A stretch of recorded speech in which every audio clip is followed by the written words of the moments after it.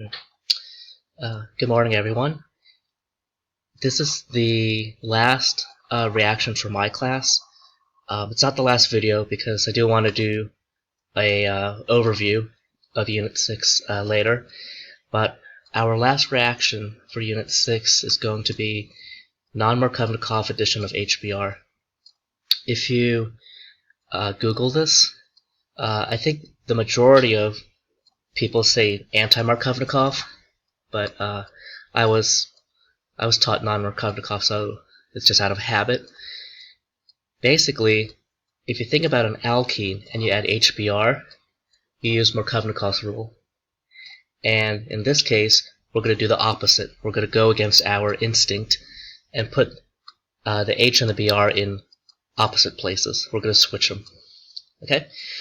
I think it would be a good idea, though, to review Markovnikov addition. It's a reaction that you know. It's called hydrohalogenation, and then we'll contrast it with the non-Markovnikov addition of HBr, which is a radical mechanism instead of an addition mechanism. Alright. This is, again, the last reaction for Unit 6. And I want to do a very short review of Markovnikov addition. And we're going to have a asymmetric alkene, okay, like this. If you just add HBr, remember that each carbon gets something. We're not going to worry, or I'm not going to give an example of a carbocation rearrangement. I just want to keep things simple. And what we get is the Br on the more substituted carbon. We learned this rule as Markovnikov's rule.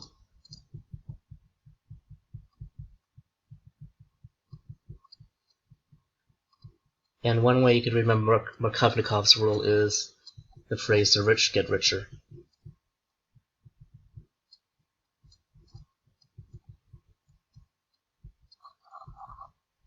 The money in this case is hydrogen. So if you look at the two carbons of the double bond, the middle carbon has one hydrogen, the end carbon has two. The rich get richer, so it's this last carbon that gets another hydrogen, and that's what we see here. And if you want, you could put your two groups that are being added to the double bond. So this is called an addition reaction.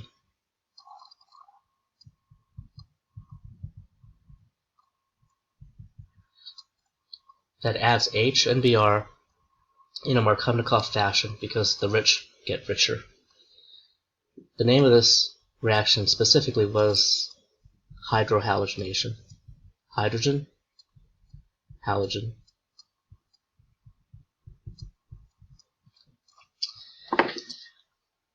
When chemists started to develop this reaction and started to understand it and the rules, they wondered, well, are we good enough to figure out a way to do the opposite? What if I want the Br on the end carbon and the hydrogen on the middle carbon? In that case, the poor get richer, right? The poorer carbon in hydrogen adds a hydrogen. So the challenge was, in a new reaction, get the same alkene. It's very interesting. They're going to use HBr as well, but they're going to add a reagent that makes it do the opposite. And they were wondering, how do you do this? Okay. To do this, you're going to add a peroxide. I don't usually like to have the reagent named. I want to see the actual molecule. A peroxide is a molecule that has a single bond between two oxygens. Again, I don't want I don't normally want to use generalities, so R stands for the rest of the molecule. I want to actually use a specific peroxide. So the specific peroxides that we can use could be something like methyl peroxide or a hydrogen peroxide, H2O2. So either of those two would work, and by using a peroxide, we're going to switch it to a radical mechanism. And we'll have time to show the mechanism in this video. But ultimately, look at the difference, okay? Where the Br goes and where the hydrogen goes. Alright, let me formally name this reaction, and then we'll do the usual. We'll show the general reaction. We'll bullet point some specific properties, and then we'll show the mechanism. So this is called Non-Markovnikov, or you could say anti-Markovnikov addition.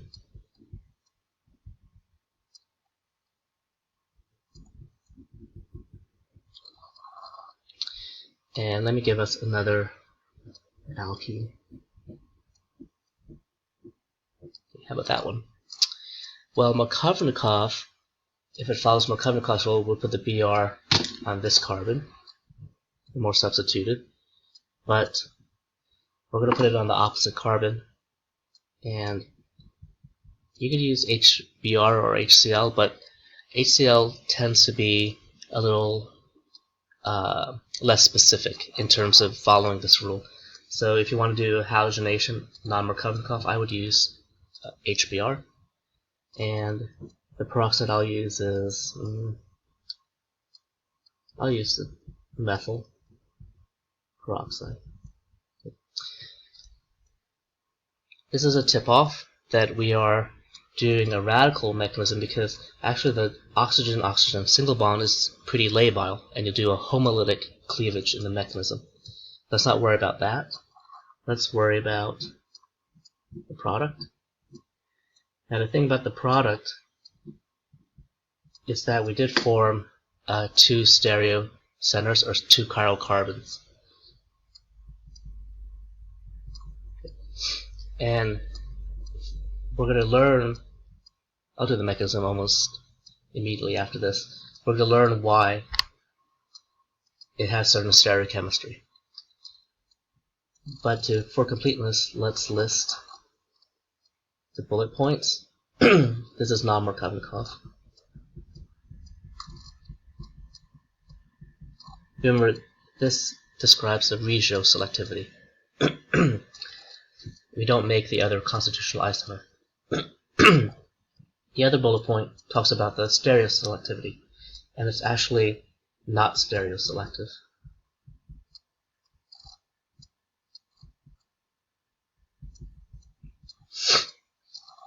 This is where it gets a little bit hairy, because if it's not stereoselective, you have RNS for this chiral carbon, and you have RNS for this chiral carbon.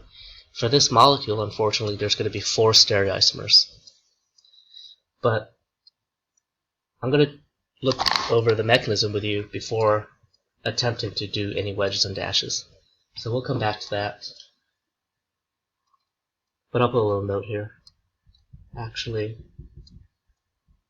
4 stereoisomers.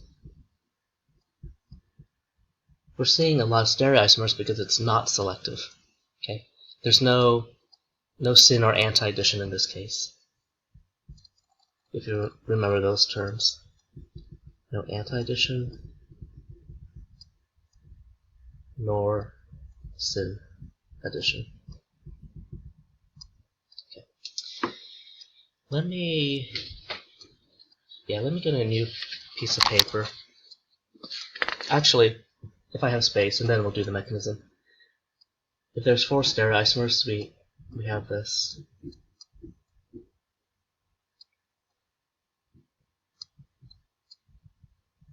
So the H dash, and let's make the bromine dash.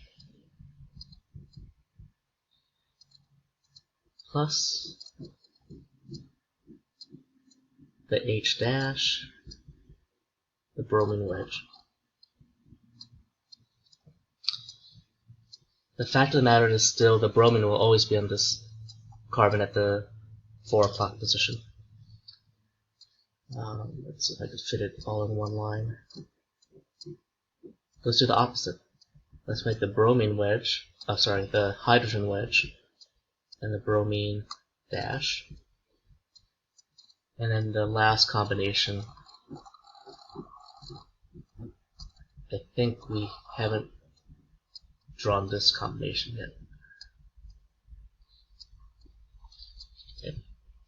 That's because in this mechanism, actually the Br adds first, but if it adds to a double bond, and the double bond is flat, so the Br can come from the front or the back.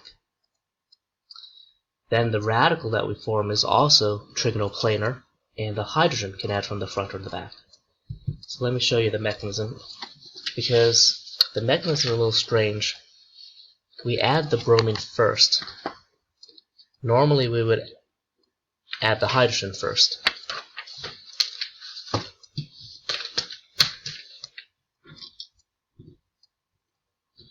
If you recall, I won't do it here, it's a review topic, but in the mechanism, the hydrogen goes onto the alkene first and then the Br. In this case, the Br will go on first, and it's a little bit unusual. Let us look at the mechanism. For the radical mechanisms, recall that you typically name the steps. And for our radical halogenation, there's one initiation step. But in this case, we're going to have 2 initiation steps. And the first thing is homolytic bond cleavage. Now, I'm trying to remember. This is pretty labile. I'm not going to leave out the heat or the light. Okay. It just takes a little bit of energy to break that single bond between the 2 oxygens. And we're going to use fish hooks again. Homolytic means each atom of the bond gets 1 electron. I'm not going to draw this twice. It's the same radical. Okay. You could draw just the unpaired electron, or you could draw all the electrons, all the valence electrons. So there are 2 lone pairs. Remember in the previous video we looked at the formal charge, and this is still 0, a charge of neutral. The second initiation step, we're going to use that radical, and we're going to abstract the hydrogen.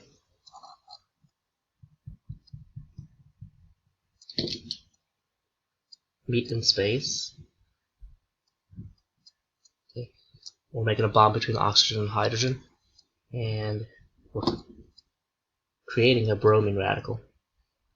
I know it seems like a convoluted way to get the Br radical. Okay. But this way tends to work, and it's simple because, again, all we're doing to change it into non-Markovnikov is to use the same conditions, HBr, but now use some peroxide to start an initiation cascade. Sure, we could have used Br2 to form a Br radical, but the problem with that is we don't have any hydrogen to add right here. So that's why we're going through this route, okay, to produce the Br radical, but also we're going to use some HBr to provide the hydrogen. Propagation. Remember, with propagation, it's going to be a radical plus a non-radical. So the non-radical, I think we're going to use this alkene, okay, the simple alkene. And then we have this Okay. I mentioned that we're adding the Br first, not the hydrogen, and we're going to meet in space again. But you notice here, we're still trying to form the more stable radical. So I'm going to purposely put the bromine on the N carbon and put the unpaired electron on the middle carbon, because look what we get. We get the radical at the secondary carbon, put the bromine on the primary carbon. That's the key. We already are looking at a non-Markovnikov addition. The Br went on the less substituted carbon. And the last step is to add that hydrogen. Okay. Meet in space.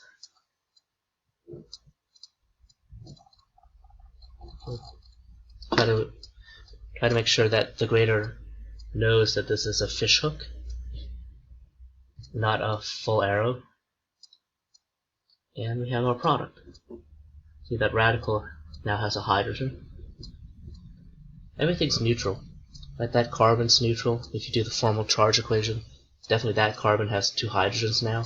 It started out with 1, and it obtained the second one.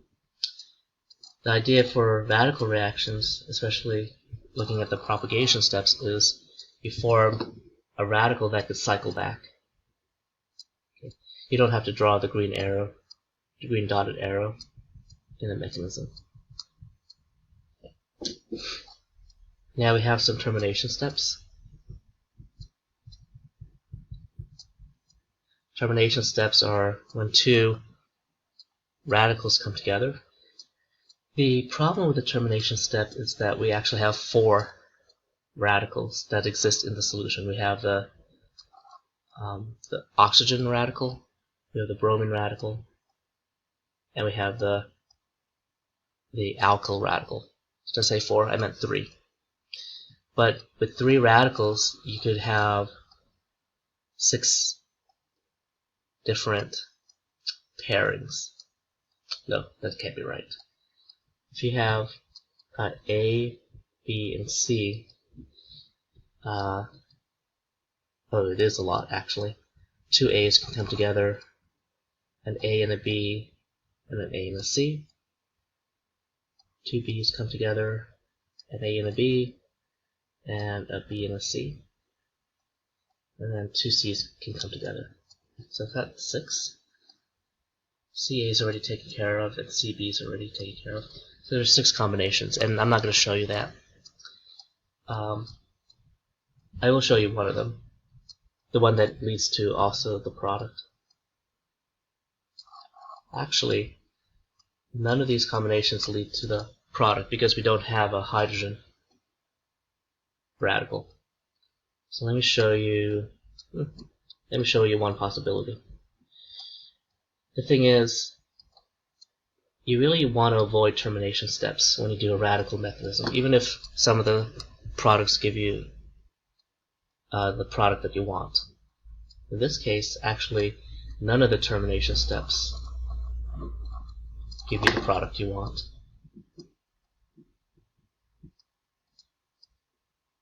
Etc. Okay, so you could do all the combinations. For my class, I would never ask you to draw all the termination steps for this reaction. I probably wouldn't ask you to draw any of the termination steps. What I'm more interested in is if you can remember that the Br radical adds first. Right. So again, this is non-Markovnikov addition of HBr.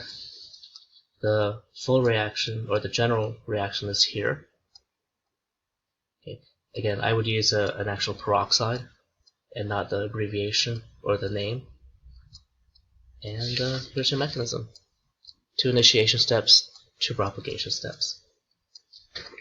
Now, let me point out, because I do want to spend a little bit of time on the stereochemistry, because it's non-stereoselective. This molecule here is flat. We know that. A double bond has a trigonal planar geometry. So the Br could come from the front or the back. It doesn't matter in this case because this carbon is not chiral, but it would matter, right? It would matter in this case because we did make a chiral carbon by adding the Br. So that means that the Br can add 50-50 from either side. But now our radical is sp2 hybridized. So that's also flat. Again, sp2, sp2. And what that means is that this hydrogen can come from the front or the back. Again, it doesn't matter in this case because neither carbon is chiral, but if you do form chiral carbons, then you will get front and back for both chiral carbons.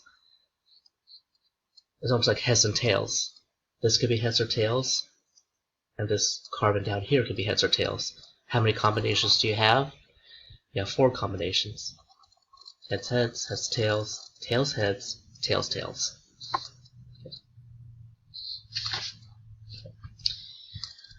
So, let me go over a couple of problems. Again, this represents the maximum number of stereoisomers you could have because we form the maximum number of chiral carbons from this double bond. You can't make more chiral carbons from this reaction. 2 is the maximum. Okay. Let us take a look at and try to predict the stereochemistry. And I'm going to give you a really good trick. The first trick is, well, the trick that I'm going to show you is what to do on a scratch sheet of paper. You have HBr, and let's use H2O2. Okay. Question mark. On a scratch sheet of paper, draw the product without any wedges and dashes.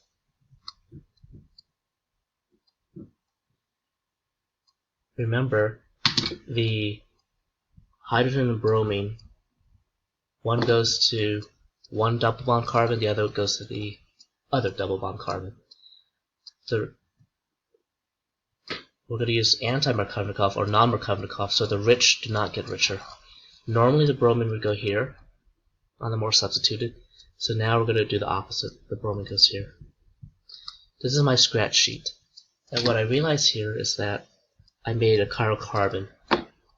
So if the question is, can you draw the products with the correct stereochemistry, we know we have to do R and S for this chiral carbon. So the actual answer with stereochemistry is this. Just make sure you hit both stereoisomers.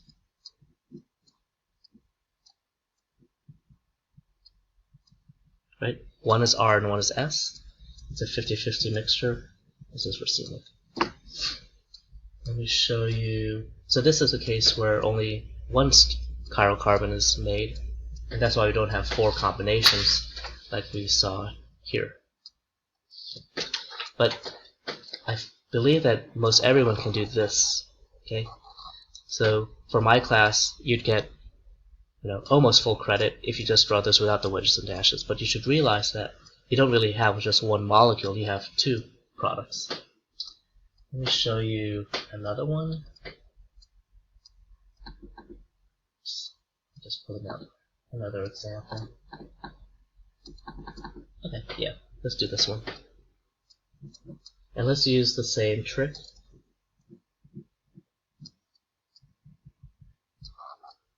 I'm going to use ethyl groups now on my peroxide. And we could draw it like this. Ethyl is an abbreviation, but this is a real molecule. Right? We know how to draw this. But let's focus on the products. On a scratch sheet of paper, my product without any of the wedges and dashes looks like this. Right? The Br goes on the less substituted carbon. The way I like to think about it is the Br goes on less substituted carbon because in the mechanism we form the more stable radical, the tertiary radical, and that's where the hydrogen goes. There's one chiral carbon, so when the Br adds on a flat double bond, the BR could be front and back. The H technically is front or back also. It's just that because the carbon's not chiral, there's no way that we can tell. You're not making any R or S. Okay, there's no stereochemistry on that last carbon. So for this case, we have this. Just double check my work. Going a little bit fast.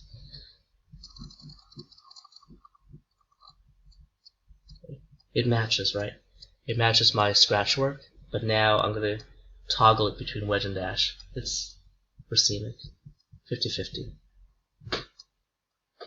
Because when you have something flat, there is a 50% chance you'll come from the front, 50% chance you'll come from the back, or you could think of it as up or down. Either way, it's 50-50. How about this one?